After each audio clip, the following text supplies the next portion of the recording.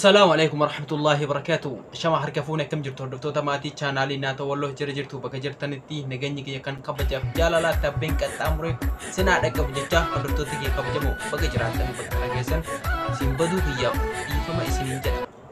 Dhiiroo wal bannee jira. Mee akkam jirtan? Yaa salaam. Hordoftoota gara TikTok hin qabi, FB hin qabi, YouTube hin qabi. Mee numa jirtanii bakka jiraatanii alhamdulillah deemnee jira. Studio teenya duraan itti deemnee jirra. Viidiyoo haala yeroo irratti viidiyoo ajaa'ibaa simbiraan ga'uudhaaf inshallah qophii keenya xumurannee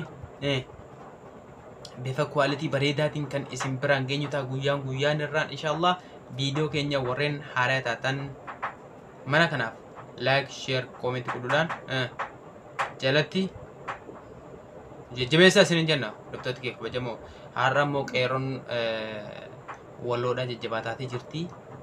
Takkiitii sabaa as bahee jira gaawwir godhee qawween irra kaahaa jira kunoohi mee jechuudha. Muuziqaa isaadhaa san walumaan ilaallaa. Muuziqaan isaadhaa yeroo xiqqoo tafee yeroo muraasa tafee gadi bahaa. Yeroo inni gadi bahee immoo laal bum bum bum bum miliyoona galcha akka immoo isa bara darbeessan jechuudha. Ijoollee sirba kwaa jechuudha kilipii irratti taphadhaa jedhameeti isiniif ergame jechuudha fuutanii gara TikTokii fi akkasuma immoo gara WhatsAppidha garee WhatsAppii keessatti garee isaa uummata keessatti akka wal jalaa hattanii sagalee hin baafne isiniin jedha. Kanaafuu viidiyoomaan hojii keessan uggwaa xumurtan gadi baasa malee waan hin taane akka wal jalaa fuutanii akka jechuudha.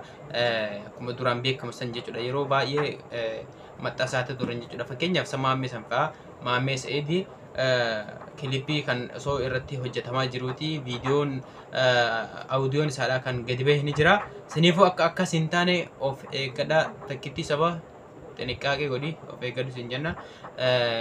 Erga dhiyooti illee jechuudha gargaarsa godhaa fi turanii kilipii hojjedhe viidiyoo bichaatu hafee akkas jaanii jechuudha haasaatii turanii amma viidiyoo san hojjetaa jira. Kun akkuma agartan kana xumuruudhaa fi yeroo muraasa booda sin bira gahaa.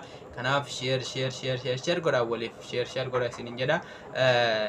Warreen dhageessan nageenya jechuudha dhageessanii akka maaliifini qophiidhaan eegdanii fi jechuudha.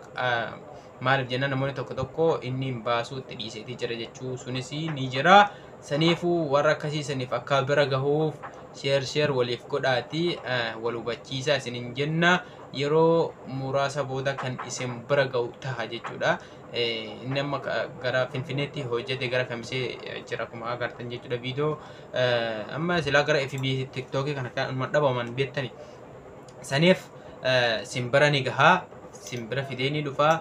Bifa bareedaadhaan kan hojjetamaatii jiru. Viidiyoon kun akkuma deemuun jechuudha.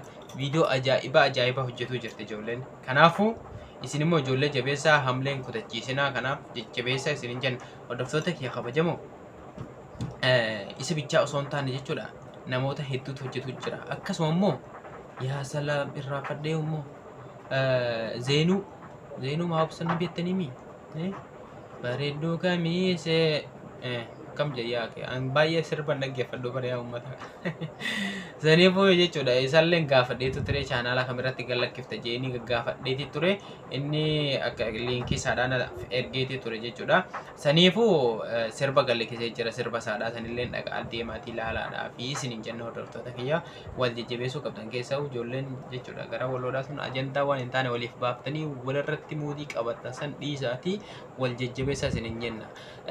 Maaliif jennaan namoonni tokko jechuun mataa gadi gara wal galchitaniitu waan hin taane haasottan yaa salaam. Uummata kanaaf kan waa takka waan buufne akkasuma immoo waan takka illee kan barumsa namaa kennitanii jechuudha. Waa takka hin goone jechuudha waan hin taane irratti yeroo keessan aarsaa gootanii sa'aatii keessan gubdan jechuudha. Hordoftoota kee kabajamoo takkiitti sabaadha viidiyoo ajaa'ibaa qabatee dhufeeti jira. Viidiyoo kana haga inni gadi lakkisutti isin qalbii takkan akkatti eegadha. Yeroo immoo nuti immoo isa gaafadheeti chaanaala kamirra gallakkiftaa moo ofii banattamoo akkam jedhee ni gaafadha. Kanaafuu sanilleen kan siin biraan ga'u ta'a hordoftoota kabajamoo kana fakkaataa walirraa tureetii jirra. Viidiyoo kee kana share godha takkittii sabaa biraanis gaa hunda isaaniitu biraan gaa sinin jenna. Haga viidiyoo biraatti walitti deemnutti nagaan jiraadha. Turtii gaarii.